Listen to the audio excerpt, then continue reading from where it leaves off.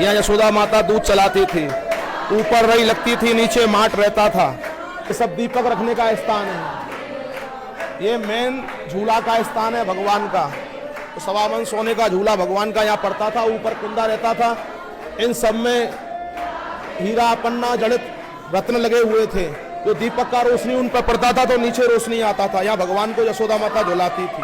मित्रों, ये तो आप जानते हैं कि श्री कृष्ण जी का जन्म मथुरा में कंस की जेल में हुआ था और उसी रात श्री कृष्ण जी के पिता वसुदेव जी कृष्ण जी को यमुना पार करके नंद बाबा के यहाँ गोकुल ले आए। लेकिन क्या आपको पता है गोकुल में श्री कृष्ण जी का वह प्राचीन घर आज भी उपस्थित है? तो चलिए आज के एपिसोड में हम आपको ले चलते हैं श्री कृष्ण जी के उस प्राचीन घर के दर्शन कराने, जहाँ श्री कृष्ण जी नंद बाबा और माता यशोदा के साथ रहते थे।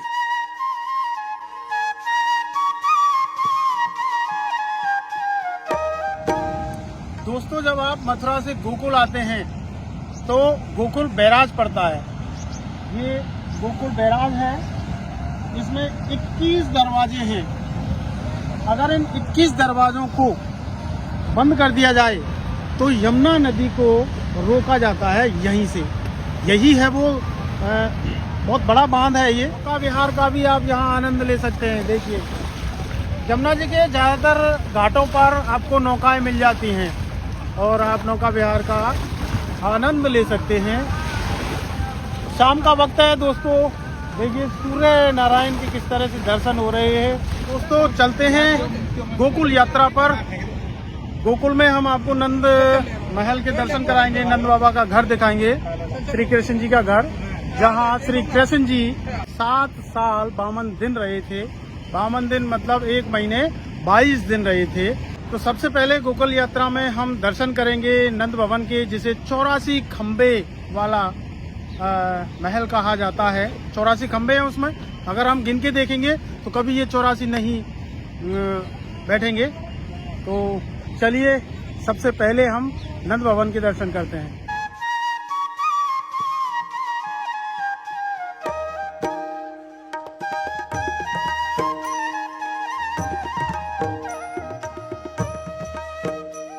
ये आप मेरे पीछे देख सकते हैं, ये है वही नंद भवन, वही पुराना स्थान, वही स्थान जहाँ कृष्ण जी रहते थे नंद बाबा और माता यशोदा के साथ। यह है नंद भवन पुरानी गोकुल, यानी कि यहाँ पर 2 गोकुल हैं, एक नई गोकुल और एक पुरानी गोकुल। तो पुरानी गोकुल जो है वो महावन है।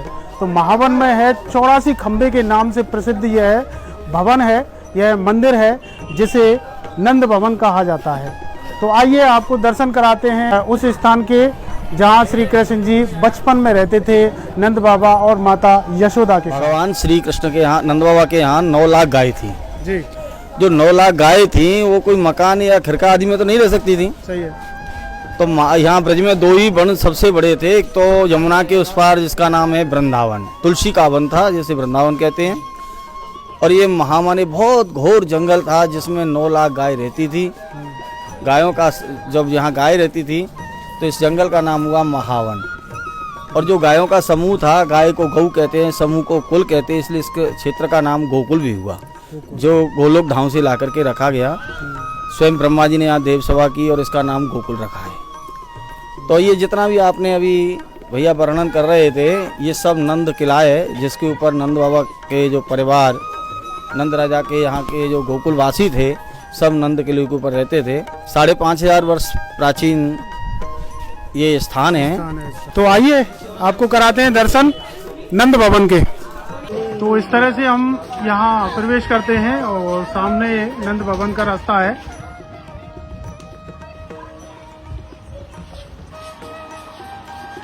ये भगवान का घर है नंद भवन। मथुरा में भगवान का प्राकट हुआ, उनके पिता वसुदेव जी भगवान को इसी रास्ते से लाए थे। यही भगवान को छुपाया और योग माया को ले गए। यही वो स्थान है भगवान का घर नंद भवन। इसमें अंदर 84 खम्भे हैं जो भगवान के समय के प्राचीन है।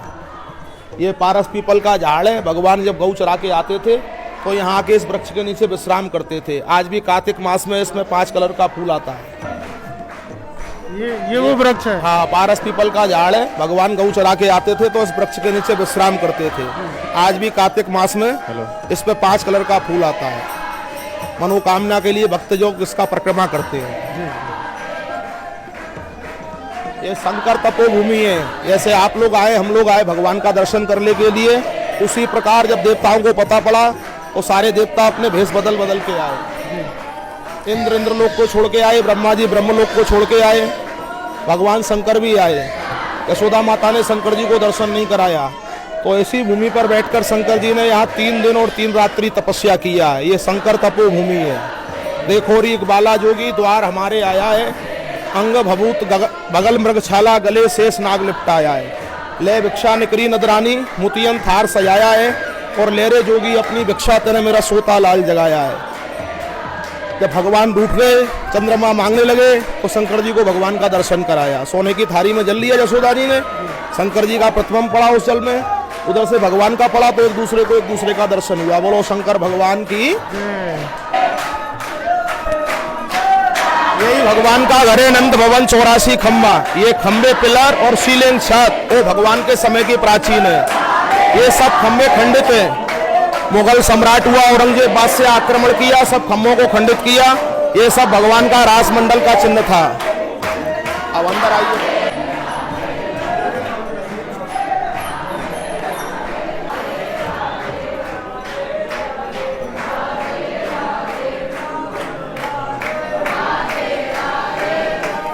यशोदा माता का दूध चलाने का जगह है। यहाँ यशोदा माता दूध चलाती थी। ऊपर रही लगती थी, नीचे माट रहता था। 4 घंटी इस खम्भे से बसती थी और 4 घंटी इस खम्भे से। वो तो सोने की थी, सब लोग लूट ले गए। 800 वर्ष हमारा देश गुलाम रहा है मुगलों का। ये प्राचीनता आज भी मिलता है। ये सब दीपक रखने का स्थान है। ये मेन झूला का स्थान है भगवान का। तो 1.25 मन सोने का झूला भगवान का यहाँ पड़ता था। ऊपर कुंदा रहता था। इन सब में हीरा पन्ना जड़ित रत्न लगे हुए थे। जो दीपक का रोशनी उन पर पड़ता था तो नीचे रोशनी आता था। यहाँ भगवान को यशोदा माता झुलाती थी। ये भगवान का झुलाने का स्थान है। ये भगवान का गर्भगृह का दर्शन है। सामने गोरे गोरे नंद बाबा हैं हमारे, गोरी गोरी यशोदा जी हैं। बीच में भगवान के बड़े भाई ब्रज के राजा बलराम जी हैं, दाऊ जी हैं। स्वयं धरती से उत्पन्न है, धरणीधर सच्चा देव है। भगवान कृष्ण झूला में मथुरा लिया अवतार, गोकुल झूले पालना, जन्मे कृष्ण मुरार भक्तों के हित कारना।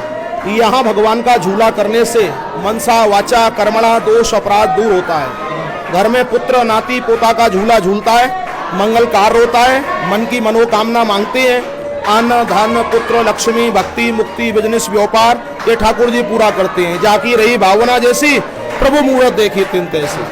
क्या लाखों यात्री आते हैं भगवान को झुलाने के लिए। यहाँ भगवान को जन्माष्टमी नाव से माखन मिश्री भोग लगता है। जगन्नाथ में भगवान को दाल चावल खिचड़ी महाप्रसाद चढ़ता है।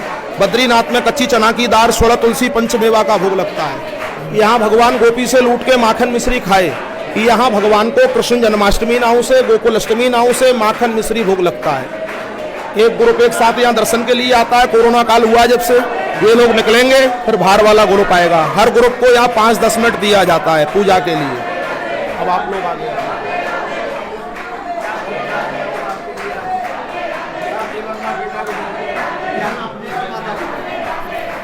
यही भगवान का झूला है। इसी के लिए यह संसार आता है, ठाकुर जी के लिए। गोरे गोरे हमारे नंद बाबा है, गोरी गोरी माता यशोदा जी है। बीच में भगवान के बड़े भाई हैं बलराम जी। ये स्वयं धरती से उत्पन्न है, स्वयं भू हैं। हाथ में माखन मिश्री का गिलास है। सिर के ऊपर 7 फन का शेष नाग है। थोड़ी में औरंगजेब का दिया हुआ हीरा का कड़ी है। और झूला में भगवान मथुरा लिया अवतार, गोकुल झूले पालना, जन्मे कृष्ण मुरार भक्तों के हित कारना। बोलो श्री कृष्ण भगवान की।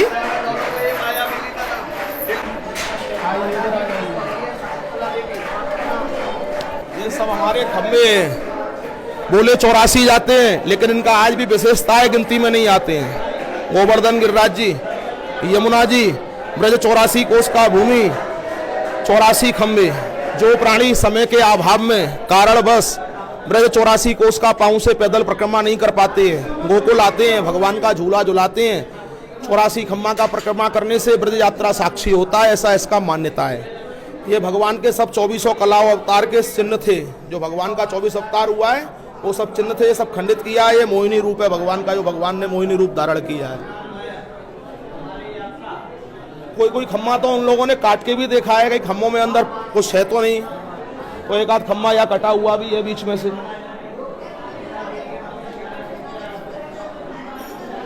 ये देखिए, ये खम्मा कटा हुआ है। हाँ, ये खम्मा कटा हुआ है। हमारे खम्मों में एक विशेषता है, जो है 84 गिनती में भी नहीं आते हैं और प्रत्येक खम्मा एक जैसा नहीं मिलेगा, कुछ ना कुछ डिफरेंस उसमें होगा। हर खम्भे में कुछ ना कुछ आपको अलग मिलेगा।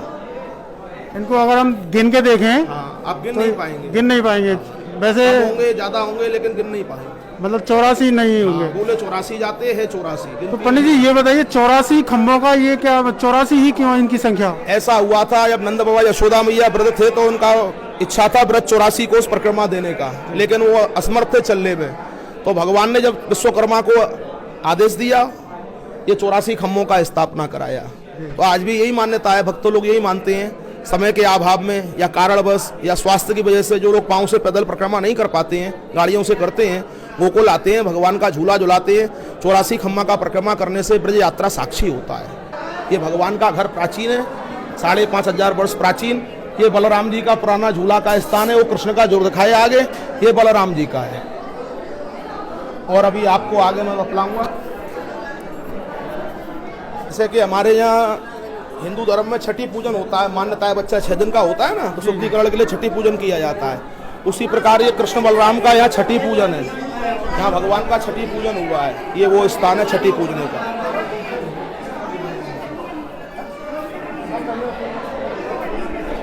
यहाँ भगवान की छठी पूजी थी, तो छठी पूजन स्थान है, आप देख सकते हैं। 4 खम्मा ब्रह्मा जी ने ब्रह्मलोक से लाके लगाया है, सतयुग, द्वापर, त्रेता, कलयुग। सतयुग में समुद्र मंथन हुआ था, वो समुद्र मंथन की रस्सी का निशान है, ब्रह्मा जी का मुख है और अमृत का घड़ा है। अच्छा, ये पंडित जी क्या रस्सी का निशान? हाँ, समुद्र मंथन हुआ था ना सतयुग में, जी जी जी, समुद्र मंथन की रस्सी का निशान है, वो सांप था उसका, ब्रह्मा जी का मुख और अमृत का घड़ा है। अमृत का घड़ा। हाँ, इसको लोग ओम कह के गले लगाते हैं, ओम। जी जी जी। ये त्रेता है, त्रेता युग। भगवान श्री राम सूर्यवंशी थे, और सूर्यमा का आकृति है, ब्रह्मा जी का मुख है, अमृत का घड़ा है, और ये भगवान उर्ध्वकुंड धारण करते हैं, भगवान श्री राम तिलक लगाते हैं, भगवान श्री राम के तिलक का निशान है। सीताराम कह के लोग भेंटते हैं, सीताराम। इस खम्भे को सीताराम कह के गले लगाते हैं। ये द्वापर है। चंद्रमा का आकृति है, भगवान श्री कृष्ण चंद्रवंशी थे। चंद्रमा का आकृति, ब्रह्मा का मुख, अमृत का घड़ा। ये मोर पंख का निशान है, भगवान ने सिर पे धारण किया है। मोर पंख जो भगवान श्री कृष्ण ने सिर पे धारण किया है, कोई मोर पंख का निशान है, इसको लोग राधे श्याम कह के गले लगाते हैं। और ये कलयुग है सामने, अभी इसमें कोई अवतार नहीं है। अच्छा, ये बीच में है कलयुग। तो ये 4 खंबे जो है 4 युग के प्रतीक माने जाते हैं। अभी कलयुग में कोई अवतार नहीं है। उसी प्रकार ये भगवान का बाल लीला का जगह है, यहाँ सामने भगवान का रास गद्दी है, भगवान गोपियों के साथ बाल लीला करते थे, वो स्थान है। इस गली को बोलते हैं माखन चोर गली। भगवान जब माखन चुराते थे तो दुबक के बैठ के यहाँ खाते थे, तो इसको माखन चोर गली बोलते हैं। तो यहाँ बोलते हैं कृष्ण माखन चोर, कृष्ण माखन चोर, कृष्ण माखन चोर। ये हवा का जन्म चिन्ह है, बच्चा घर में होता है ना, तो हमारे यहाँ कहते हैं ब्रजभाषा में, हाँ लाला बाहर मत जाइए, हवा खा जाएगा। तो वही हाउ बुलाऊओं का चिन्ह है। खम्भों पे हाउ बुलाऊ थे, यशोदा माता कहती थी लाला बाहर मत जाइए, हवा बैठो बाहर। ये वो स्थान। पंडित जी, ये जैसे ये नीचे हमें दीवारों पे जो टाइल्स दिख रही हैं, इन पे नाम लिखे हुए हैं, तो इन नामों के बारे में बताएंगे? ये जो लोग यहाँ गोकुल आते हैं, यहाँ भगवान को भोग लगाते हैं, तो उनका इच्छा होता है कि हम अपने माँ बाप को शरीर के द्वारा यहाँ नहीं लाए ब्रज में, तो उनका नाव वास कराते हैं। तो साधु संतों का रज पड़ता है, ब्रजवासियों का रज पड़ता है, जमुना का जल पड़ता है, तो उनको सदगति प्राप्ति होती है। ये अपनी भावना का। कोई लोग दीवाल पे भी लगवाता है, कोई लोग कहता है हमारा दीवाल पे नहीं लगाना, हमारा नीचे ही लगाना, तो नीचे भी लगाया जाता है। ये लोगों की भावना है कि शरीर से हम ब्रज में वास नहीं कर पाए, हमारा नाम वास करे, हमको एक मन मंदिर बनाने का फल मिले, ये महत्व है इनका। पंडित जी, और यहाँ पर जो ये नंद भवन है जी, तो और कौन कौन से स्थान हैं यहाँ? अभी यहाँ तो ब्रह्मांड घाट 1 किलोमीटर आगे, यहाँ भगवान ने मिट्टी खाई थी, भगवान ने विश्वरूप ब्रह्मांड का दर्शन कराया। उससे 1 किलोमीटर जस्ट आगे चिंतारण घाट, चिंतारण महादेव। हाँ, वो चिंतारण महादेव का महिमा ये है, जब भगवान ने मिट्टी खाई थी ना, यशोदा माता को मुख फाड़ के दिखलाया तो उसमें अखंड ब्रह्मांड का दर्शन कराया। यशोदा माता को शंका हो गई कि ये मायावी राक्षस तो नहीं कोई भेष बदल के आ गया वो मेरे लागड़ा को कंस ने। तो वहाँ शंकर जी ने यशोदा माता का चिंता हरा है, इसलिए उसका नाम चिंतारण घाट है। आज भी वहाँ शिवलिंग जो है वो द्वापर से ही प्रतिष्ठित है, और उस शिवलिंग में, एक ही शिवलिंग में जल चढ़ाने से 1108 शिवलिंग का जल चढ़ाने का महत्व होता है। उसी प्रकार हमसे 1 किलोमीटर जस्ट पीछे है रमण रेती। रमण कहते हैं खेलना, रेती कहते हैं मिट्टी को। तो रमण भगवान जब गऊ चराने के लिए जाते थे तो वहाँ गऊओं को छोड़ देते थे जंगल में, वहाँ उस रेती में लेटते थे। तो आज भी बोलते हैं रमण रेत लेटा नहीं किया न यमुना पान, हे नृप जानो नहीं ब्रज को तत्व महान। तो वहाँ लेटने का महत्व होता है, यहाँ भगवान को झुलाने का होता है। यहाँ ठाकुर जी को झुलाने से घर में सदा पुत्र नाती पोता का झूला झूलता है, मंगल कार्य होता है, घर में पुत्र शोक नहीं होता है। ब्रह्मांड घाट पे आप लोग कहीं भी जाएंगे अलग अलग प्रसाद मिलेगा। ब्रह्मांड घाट पे भगवान ने जो मिट्टी खाई है वो आपको मिट्टी का प्रसाद मिलेगा। अच्छा, ब्रह्मांड घाट पे मिट्टी का प्रसाद मिलता है जी। तो ये अपने आप में एक अद्भुत है कि पूरे संसार में कहीं पे भी आप चले जाओ मिट्टी का प्रसाद आपको कहीं नहीं मिलेगा, लेकिन ब्रह्मांड घाट पर आपको मिट्टी का प्रसाद मिलेगा। तो नेक्स्ट वीडियो में आपको ब्रह्मांड घाट और चिंताहरण महादेव जी के दर्शन कराएंगे और आपको रमण रेती के भी दर्शन कराएंगे। गोकुल में भगवान 7 वर्ष 52 दिन रहे थे। 7 वर्ष 52 दिन रहे थे भगवान गोकुल में। यहाँ बाल लीलाएं की, कंस के भेजे हुए 7 राक्षसों का उद्धार किया। हाँ, जब कंस को पता हुआ, योग माया ने आकाशवाणी किया, हे पापी कंस तू मेरे को क्या मारता है, तेरे मारने वाला कृष्ण गोकुल में झूला में झूलता है। तो कंस ने सब अपने मायावी राक्षसों को बोल दिया, जो भी कृष्ण को मारेगा, देवकी के पुत्र को मारेगा, देवकी वसुदेव के पुत्र को मारेगा, उसको मैं अपना आधा राजपाट दे दूंगा। सबसे पहले पूतना आई आंचल से बिस लगा के, अकासुर, बकासुर, बक्षासुर, कागासुर, धेनुकासुर, ऐसे इस प्रकार 7 मायावी राक्षस यहाँ गोकुल में आए भगवान को मारने के लिए। भगवान ने सबका उद्धार किया है। यहीं भगवान माखन चुराए, भगवान गोपियों का मटकी फोड़े हैं, उखली से हाथ बांधा, यमला अर्जुन वृक्ष का उद्धार किया, रमण रेती में लेट कर आए, ब्रह्मांड घाट पे मिट्टी खाए। ये भगवान का बाल लीला का जगह है।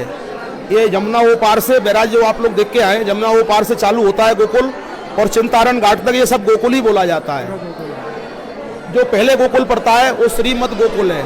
आज से 550 वर्ष पहले वल्लभकुली संप्रदाय के आचार्य हुए महाप्रभु वल्लभाचार्य जी, जब वो लोग यहाँ आए थे उस समय हमारे हिंदू धर्मों के तीर्थ लुप्त थे।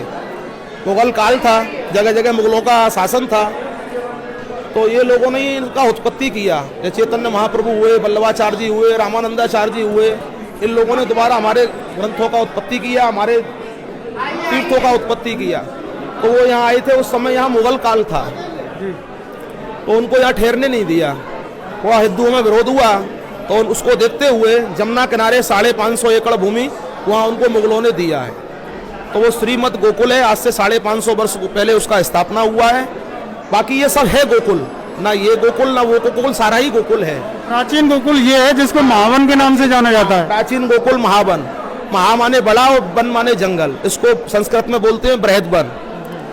इसका वैवत पुराण में आता है, अभी आप लोग जब एंटर करेंगे वहाँ लिखा हुआ है एक सारांश, बृहद वन के अंतर्गत ही गोकुल आता है। ये वही स्थान है। आज इसको महावन बोलते हैं, उस समय इसको बृहद वन बोलते थे।